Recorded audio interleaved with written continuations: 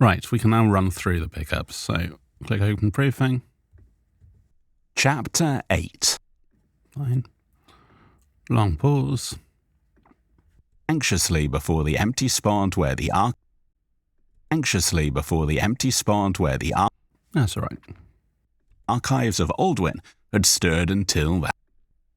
Every scroll, every tome.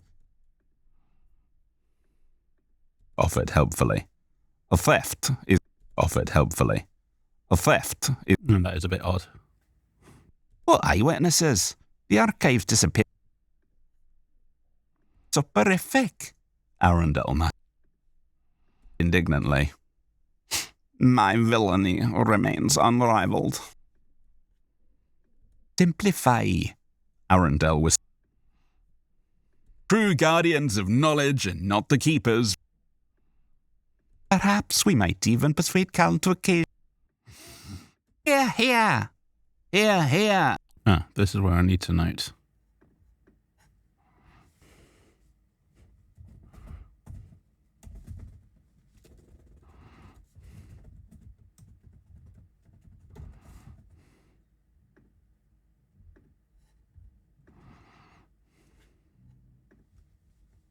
Long pause for the scene change. Aldwyn, Friggins bustled about.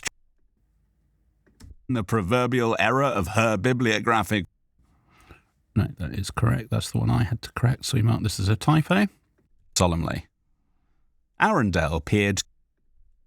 Insists it's pivotal for her research. That was another typo. Borgrim chuckled, nudging Zarok lightly. Pretension, Zarok muttered. Semantics are, Arundel interjected. Orchestrating disruptions with exceptional precision. And your goal? Arundel challenged sharply. That the world requires those who combine absurdity. Confusion. All that? Confusion. All that? I'm just going to add this now so I don't forget. There's a weird noise before.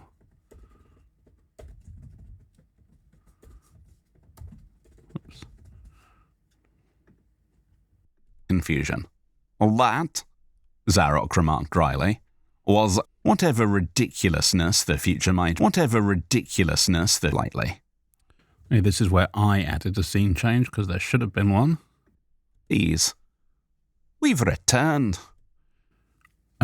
You heard me talking all about what was going on there. When I've recorded it, I'm pretty sure that is a typo. These. We've returned, Borgrim observed. Open. Arundel. Seriousness. Yet remember. Strengths. Even loquacious hydras. Heaven forbid, Arundel murmured, though. Adventures past, present, and future. Now, I always leave this last one, please check the end of the chapter, was detected correctly, open until I've done my second run through.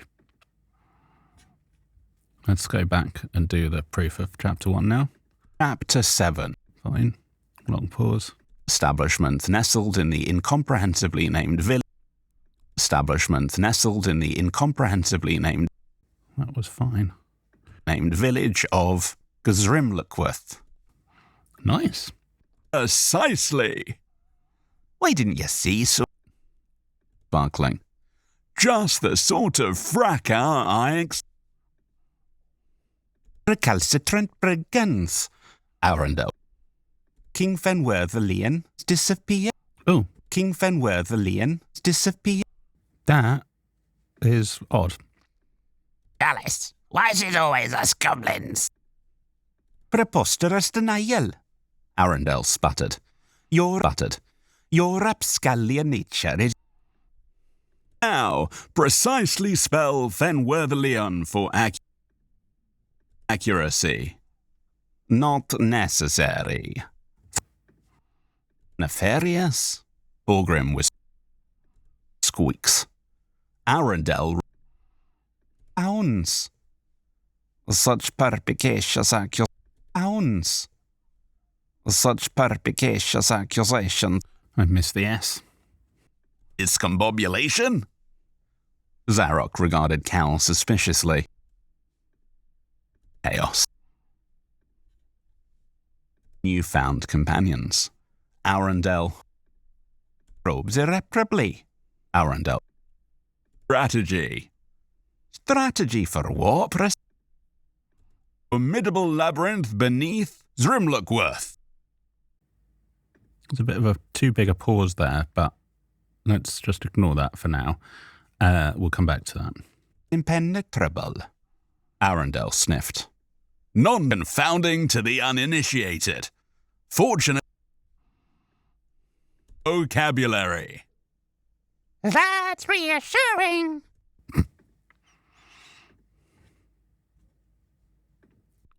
Incomprehensible, Arundel murmured. Sagacity, indefatigable.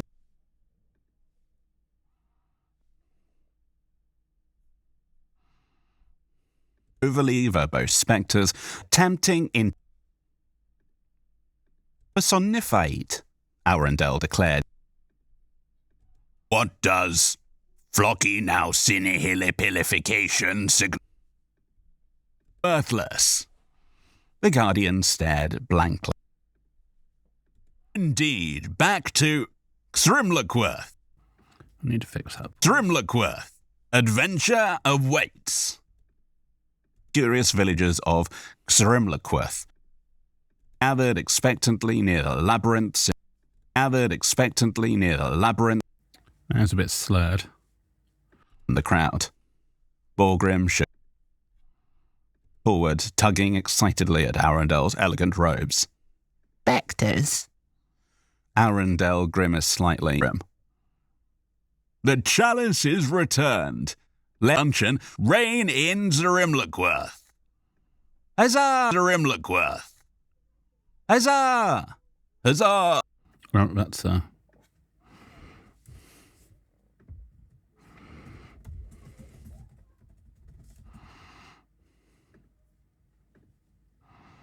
considered vanquishing the loquacious Hydra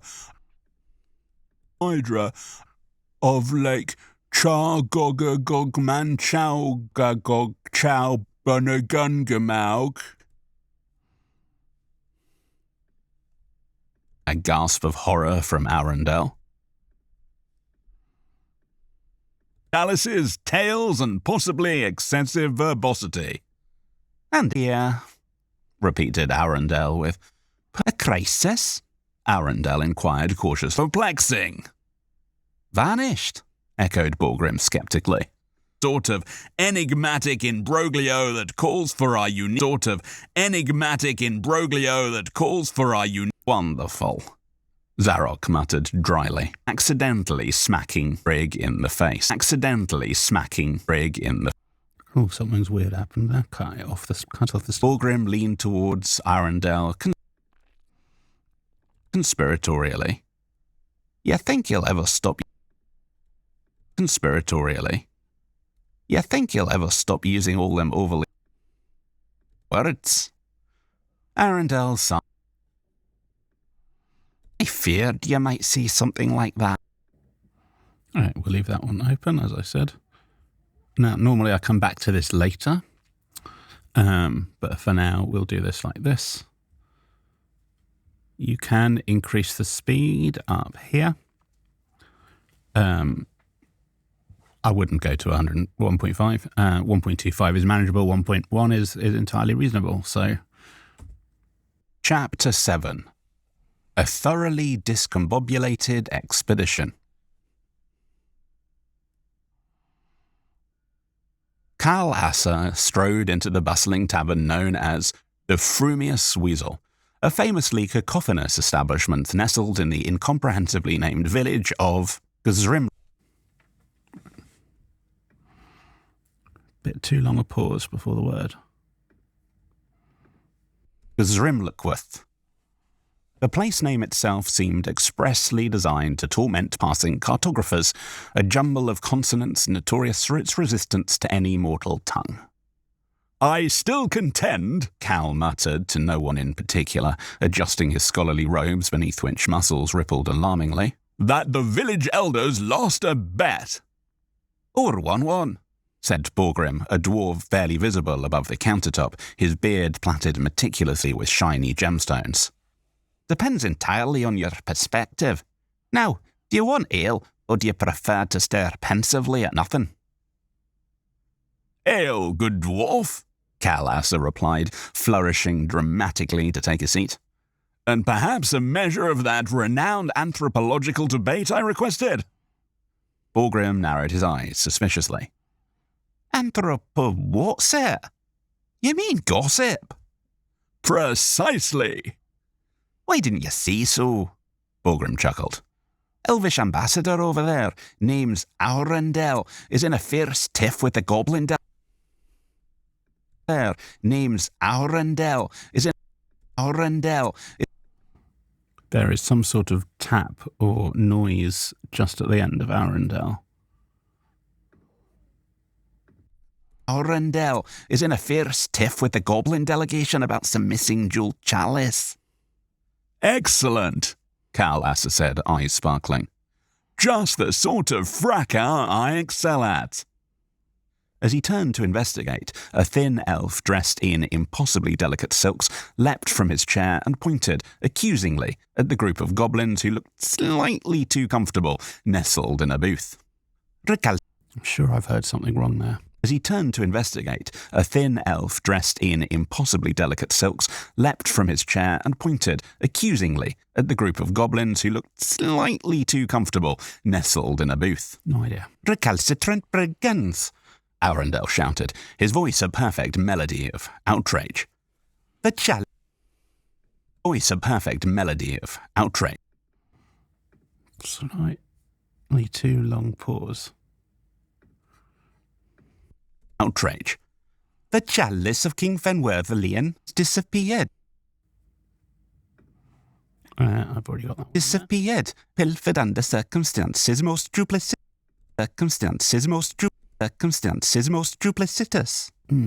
One goblin, identifiable by a purple feather protruding incongruously from his helmet, sighed loudly. Listen, you elongated artichoke, He rasped irritably. we ain't got no chalice. Why is it always us goblins? Preposterous denial, Arundel sputtered. Your rapscallion nature is universally acknowledged. I'll handle this, Cal Asser interjected cheerfully, bounding to the table.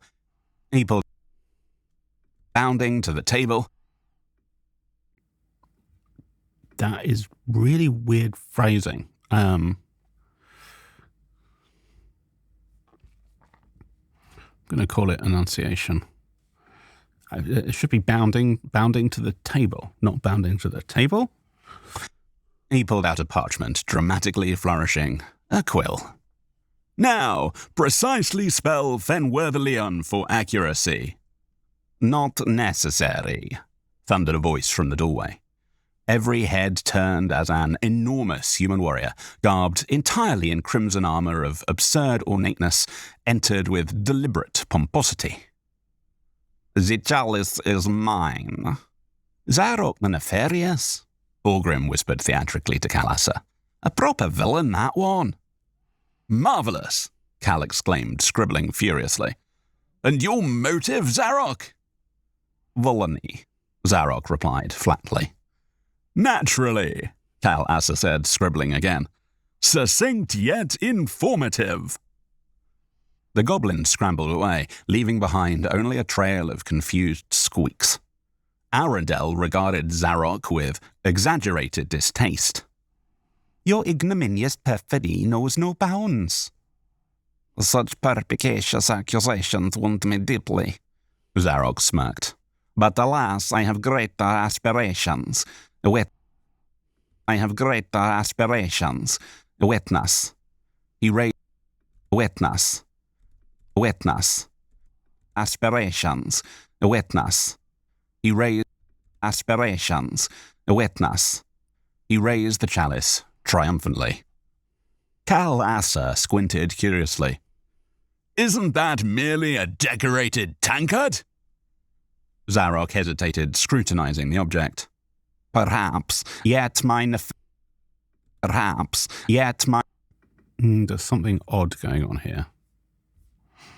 I'm going to call it a pause, but I will... Yet my nefariousness remains undiminished. The crowd murmured confusion. Cal Asser approached, extending his hand amicably. Perhaps a brief intellectual discourse might resolve this discombobulation? Zarok regarded Cal suspiciously. No trickery, scholar barbarian. None whatsoever. Cal smiled, eyes glinting. Then he swiftly punched Zarok squarely in the jaw. The tavern erupted into joyful chaos. Several hours, bruises, and many passionately argued apologies later, Cal Asser sat outside by... Apologies later, Cal...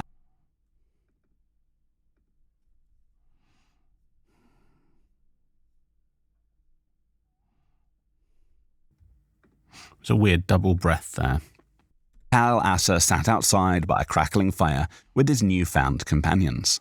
Arundel, Borgrim, and two goblins, Zrig and Groz, who had decided Cal Asser was far too amusing to leave. "You've no doubt muddied my robes irreparably," Arundel complained haughtily, carefully inspecting his garments. Think of it as rustic authenticity, Cal suggested, flipping a well-worn tome open.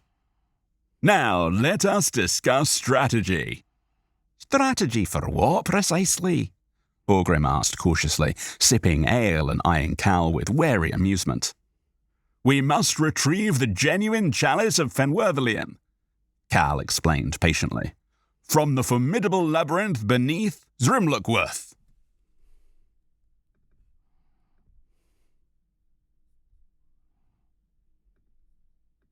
Zrimlookworth. The labyrinth is impenetrable, Arundel sniffed. Nonsense, Cal retorted. Merely exceedingly complex, convoluted, and confounding to the uninitiated. Fortunately, my credentials are impeccable. And your credentials are?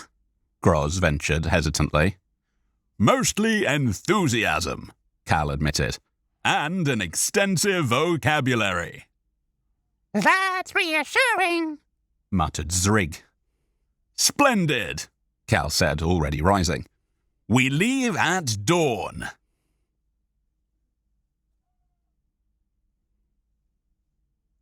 Dawn found the companions clustered at the entrance to the labyrinth, a massive gateway carved with intricate and intimidatingly elongated words in a dozen dead languages. Incontrovertibly incomprehensible, Arundel murmured. Yet linguistically exhilarating, Cal beamed, eagerly tracing carvings with a finger. Observe, sesquipedalian inscriptions, positively rebarbative to casual observers.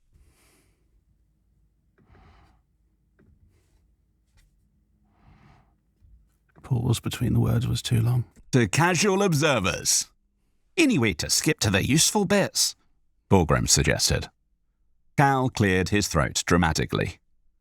Only those possessed of extraordinary sagacity, indefatigable determination, and an unprecedented level of audacity may enter. That rules us out, Zrig whispered nervously. Ignoring him, Cal pushed open. Zrig whispered out. Zrig whispered nervously.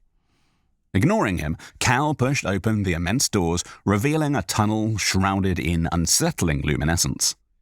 Hours passed as the group navigated twists, turns, and occasional attacks by creatures ranging from... The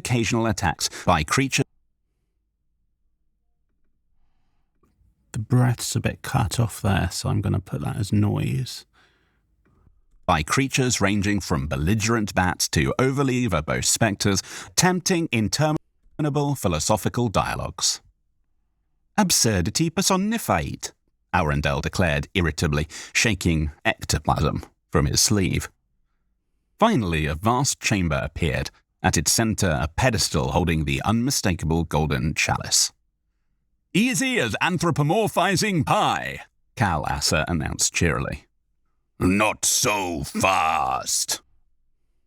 Not so fast. So fast. There's definitely some weird noise between so and fast. A booming voice echoed ominously.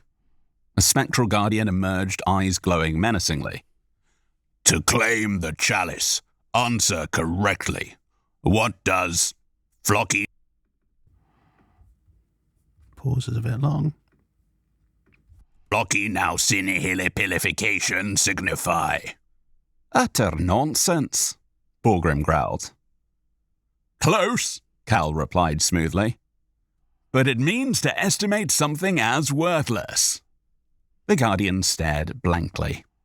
Oh, correct. He vanished in embarrassment. As Cal triumphantly lifted the chalice, Arundel frowned. Your intellect continually astonishes. Your intellect continually... Whoa, something horribly wrong there. That's a distortion. Intellect continually astonishes, Cal. But was that brute force methodology strictly necessary earlier? Cal's smile softened into unexpected sobriety. Sometimes, my friend, even the most sagacious words fail us. A well-timed punch can convey sincerity more eloquently than all my learned tomes combined. The silence deepened respectfully before Zrig quietly spoke. Can we go home now? Cal Assa grinned again, lifting the chalice theatrically. Indeed, back to Grimlockworth.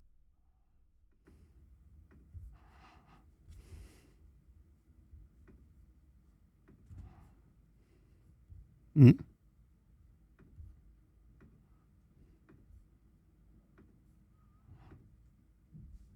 Oh, that one's already... Grimlockworth. Adventure awaits. As they departed, Groz sighed. Great. Just what I needed. More anthropological debates.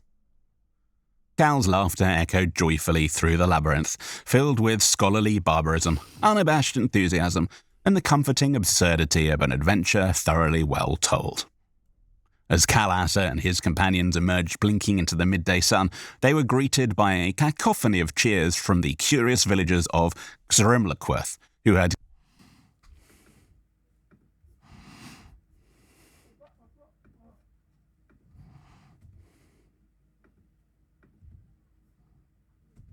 Am I hitting the wrong button? I am hitting the wrong button. curious villagers of Grimlockworth, who had gathered expectantly near the labyrinth's imposing gateway. Our champions return triumphant, shouted an elderly human with a beard long enough to trip over. He promptly did so, eliciting a Right, is that a problem because of the speed? Let's check. long enough to trip over. He promptly did so. Some sort of distortion there. Eliciting a sympathetic chuckle from the crowd. Borgrim shook his head. Eliciting a sympathetic chuckle from the crowd. Sympathetic chuckle from the crowd. Sympathetic chuckle from the crowd. There's actually some noise there as well. I think it was my head hitting the top of this thing. So I probably will need to re-record. Borgrim shook his head. You know, Cal, we dwarves have a proverb. Over-enthusiasm oft leads to unforeseen entanglements. Marvelously sagacious, Cal said brightly. Though in my experience, entanglements often lead to the most instructive lessons. A child elf scampered forward, tugging excitedly at Arundel's elegant robes. Master Elf, did ye truly encounter flabbergasting spectres? Arundel grimaced slightly, peeling a stubborn strand of ghostly ectoplasm from his silken sleeve. I encountered far more verbosity than malevolence, child. Cal raised the chalice of Fenworthilian high above his head, the sunlight glinting spectacularly off its jewel-encrusted rim. The chalice is returned. Let peace and perhaps a hearty luncheon reign in Grimlockworth. Huzzah! Huzzah! Huzzah! Huzzah!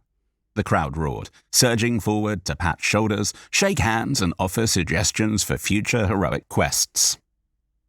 Have you ever considered vanquishing the loquacious Hydra of Lake Char?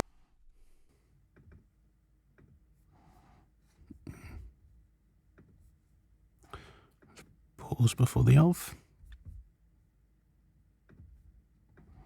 Of Lake Char Gogga Gogman Chow Gagog Chow Bunagungamaug? Mark this as pauses. I just need to make sure I tidy up the pauses in that word. Char Gogga Gogman Chow Gagog Chow Bunagungamaug? A hopeful young man. Char Gogga Gog. A hopeful young man. Char Gogga Gogman Chow Gagog Chow Bunagungamaug? There's also some sort of tick afterwards, kind of a ticking noise.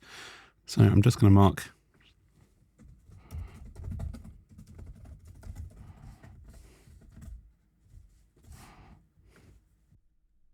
Gog. Hopeful young man asked earnestly, producing a gasp of horror from Arundel. We'll put that under advisement, Cal replied diplomatically, swiftly changing the subject. Now, friends, let's retire to the Frumious Weasel for victuals and recapitulation of our valiant exploits.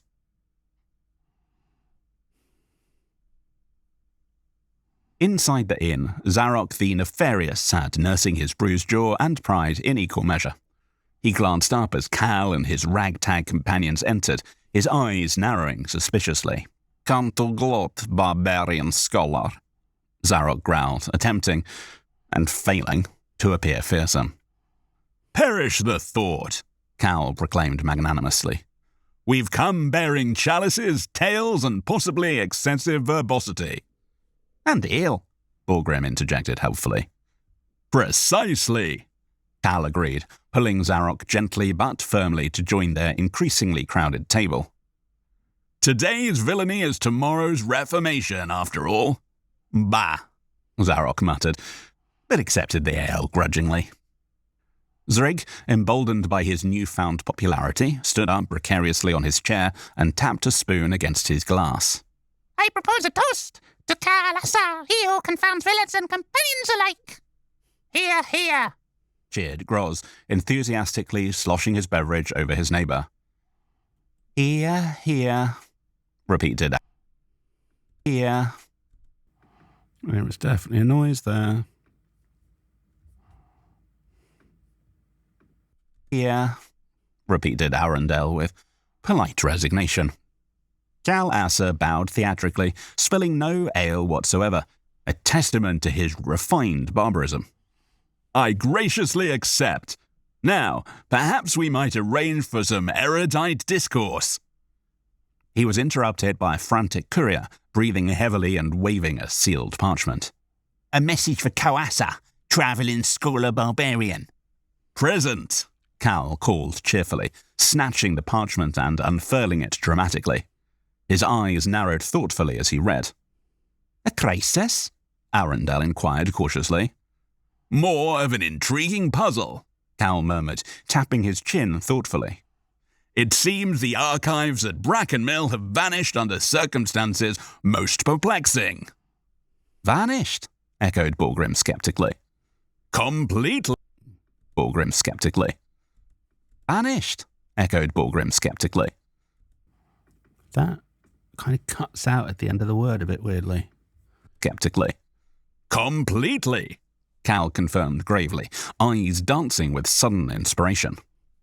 This is precisely the sort of enigmatic imbroglio that calls for our unique blend of brilliance, valor, and slight absurdity. Does it mention pay? Zarok asked hopefully. Cal grinned broadly. Immeasurable scholarly prestige. Wonderful, Zarok muttered dryly. Then, dryly.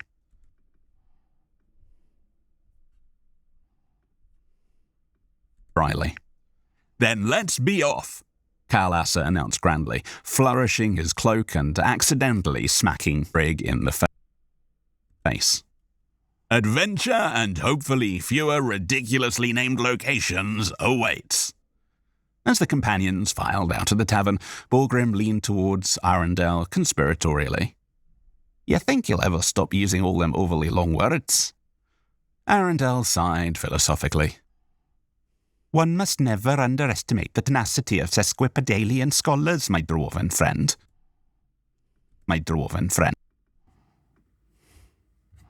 I did not pronounce that right.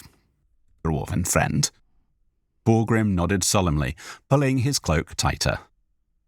I feared you might say something like that. Okay, now we click OK because we've actually done the chapter. And if we went back to here, you would see all of them are checked, rather than leaving the one open, which was a sign I need to do the second pass. And actually there are 32 pickups required, which is high, but most of them will be pauses. But it is still about double what I would normally aim for 16 minutes. Now we'll do the slightly shorter chapter. Chapter 8. Archives Lost and Found. Brackenmill, usually serene, now buzzed with agitated scholars, perplexed villagers, and at least one deeply unsettled librarian gnome named Friggins. He paced anxiously before the empty spot where the archives of Aldwyn had stirred until that morning. Gone? Friggins moaned dramatically. Every scroll, every tome, every scrap of parchment, vanished? Astonishing! Cal Asser declared, rubbing his chin thoughtfully as he strode into the clearing, companions in tow. One does not simply misplace an entire archive. It's obviously been purloined, Zarok offered helpfully. A theft is my professional assessment. Undoubtedly insightful, Cal responded diplomatically, but lacking in subtlety. Let us first interrogate the eyewitnesses. Borgrim scratched his beard thoughtfully. What eyewitnesses? The archives disappeared overnight. Friggins raised a shaky hand. Actually, Trindle saw it all. A jittery half-orc stepped forward, eyes darting suspiciously. Pause was a little bit too long between the words. Eyes darting suspiciously. It was a cloaked figure, wheeled like a cart, murmuring something utterly incomprehensible. Something about epistemological frameworks. Cal's eyes lit with intrigue. Epistemological frameworks? Fascinating! Sounds positively soporific, Arundel muttered. On the contrary, Cal insisted. It suggests a thief with intellectual aspirations. Zarok sniffed indignantly. My villainy remains unrivaled. No doubt, Cal agreed gently. Nevertheless, we must track this wheeled rogue at once. They found peculiar tracks leading from the empty space into the dense whispering woods, whose trees were known for murmuring incomprehensible poetry to anyone unfortunate enough to listen. Courage, friends, Cal encouraged, marching boldly ahead. Does anyone actually understand those trees? Groz asked uneasily. Not yet, Cal replied optimistically, but linguistic breakthroughs happen daily. Hours later, navigating winding trails and poetic trees, they stumbled into a clearing. At its centre stood the missing archives, perfectly intact, guarded by a mysterious cloaked figure, seated in a rickety wheelchair. Identify yourself, bibliophilic brigand, Cal demanded grandly. The figure turned slowly, removing its hood to reveal an ancient face, wrinkled beyond measure. I am simply Keeper Eldwin, the old woman croaked. The archives called out to me, suffering endless neglect from shallow readers and pedantic scholars. Cal blinked, stunned momentarily into silence. Keeper Eldwin? Your motivations are noble, but your methodology is ethically problematic. Simplify, Arundel whispered loudly. You stole the library, Cal clarified patiently. Which is bad. Keeper Eldwin hung her head remorsefully. I merely sought to preserve knowledge from trivialization. A commendable aim, Cal conceded gently. Yet knowledge thrives on accessibility, not isolation. Borgrim nodded sagely. Wisdom unused is wisdom wasted. Elduin sighed, defeated. Perhaps my passion obscured my reason. Happens frequently, Cal said kindly, extending a forgiving hand. Shall we restore these archives and seek a less felonious method of advocacy? Elduin nodded humbly, accepting Cal's hand. Your perspicacity humbles me, Scholar Barbarian. The journey back to Brackenmill was jovial, filled with spirited debate on ethics, accessibility, and at least one enthusiastic attempt by Cal to compose poetry with the trees. Upon their triumphant return, Friggins nearly fainted with relief. Thank Aldwin. Order is restored? Indeed, Cal smiled warmly.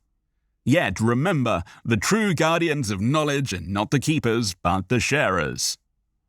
Profound, Zarok admitted grudgingly. Exceptionally so, Arundel agreed.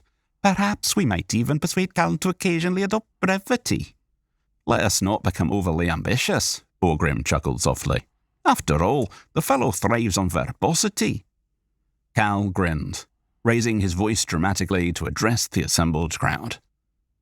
Friends, let this event remind us, the pursuit of wisdom demands openness, humility, and above all, an unwavering willingness to embrace a bit of absurdity. Hear, hear! Hear, hear! Hear, hear! Hear, hear! Hear, hear! Cheered the villagers, echoed wholeheartedly by Cal's companions. Cal Asser bowed extravagantly, feeling deeply satisfied by yet another thoroughly discombobulated, yet enlightening adventure.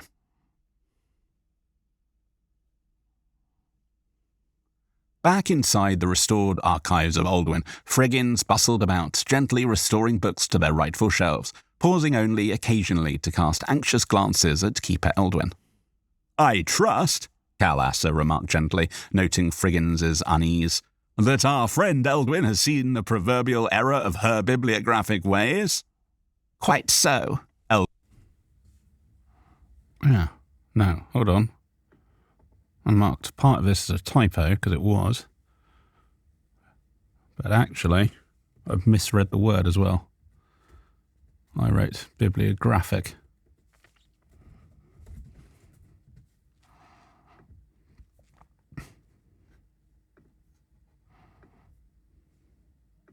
Error of her bibliographic ways?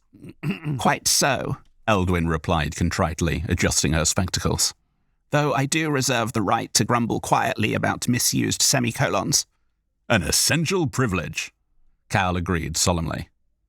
Arundel peered curiously at a particularly hefty tome titled The Encyclopedic Compendium of Preposterously Verbose Terminology.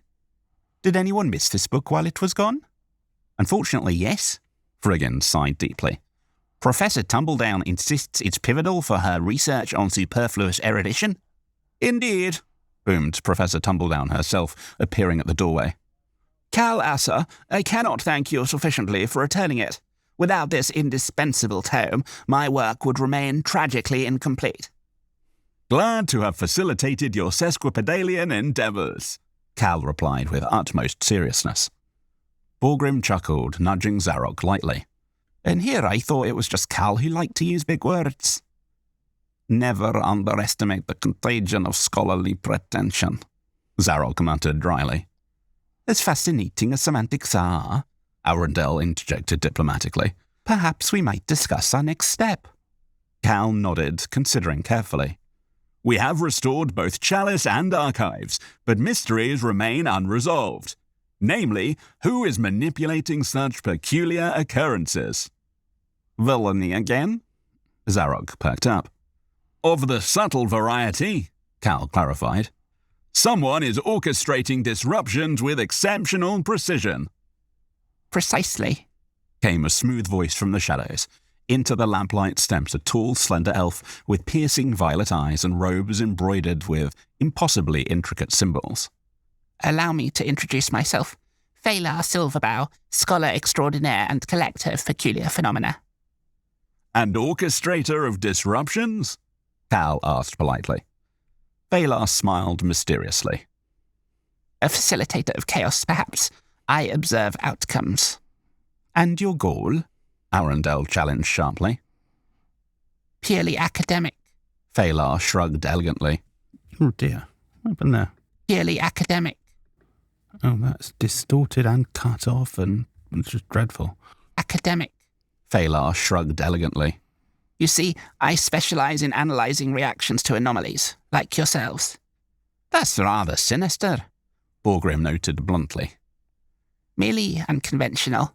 Valar corrected smoothly. And enlightening. You, Kal Assa, have proven fascinating. Your barbarism tempered by intellect, your absurdity balanced by sincerity. Kal narrowed his eyes thoughtfully. Yet your methodology flirts dangerously close to villainy. Have proven fascinating. Your barbarism tempered by intellect, your absurdity balanced by sincerity. Kal narrowed his eyes thoughtfully.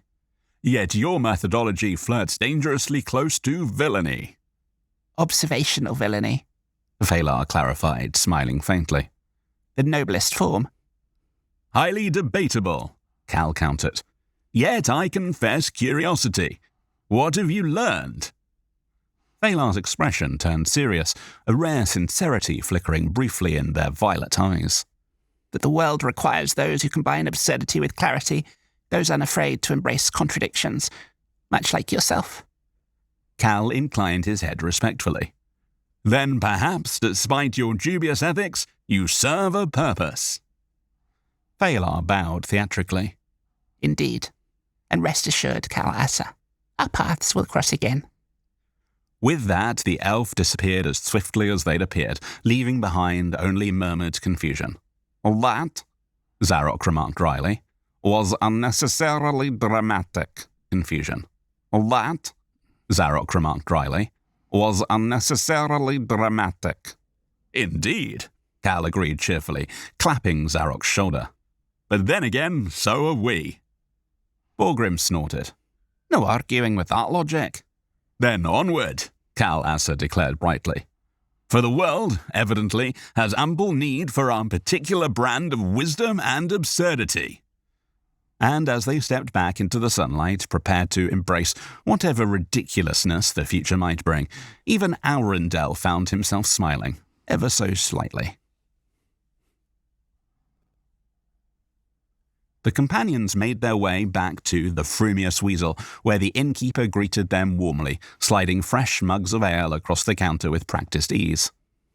We've returned, Borgrim observed dryly, raising his mug towards Kal Assa. Once more triumphant, verbose, and excessively cheerful. Occupational hazards, Kal replied good-naturedly, sipping thoughtfully. Although our mysterious Valar leaves us with intriguing conundrums. You trust him?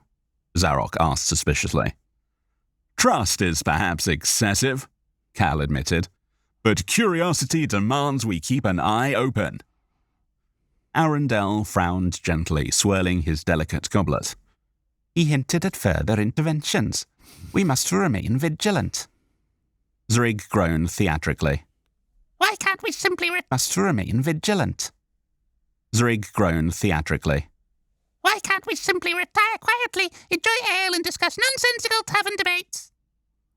Kal smiled warmly. Because adventure, dear Zrig, never truly rests. Neither does trouble. Groz added somewhat resignedly. Kal chuckled gently, his gaze softening into thoughtful seriousness. Yet remember, friends, trouble is merely opportunity in disguise. Every crisis reveals hidden strengths. Even loquacious hydras?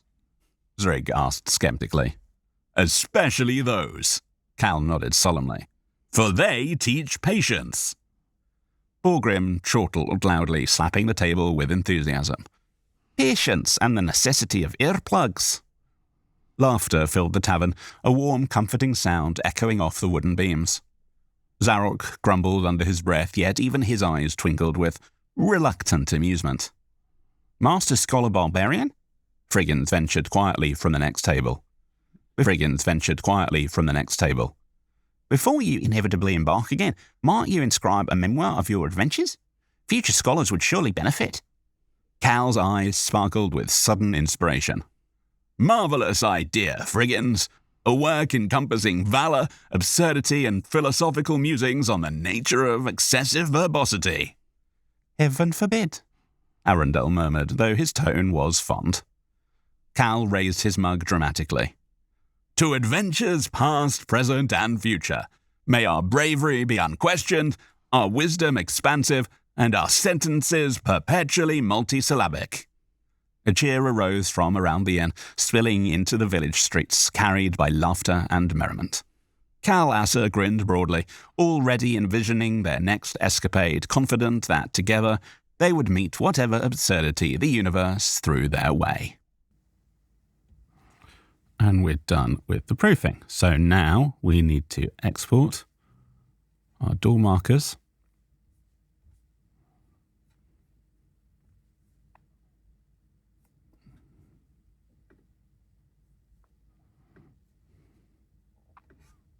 Need to move my face.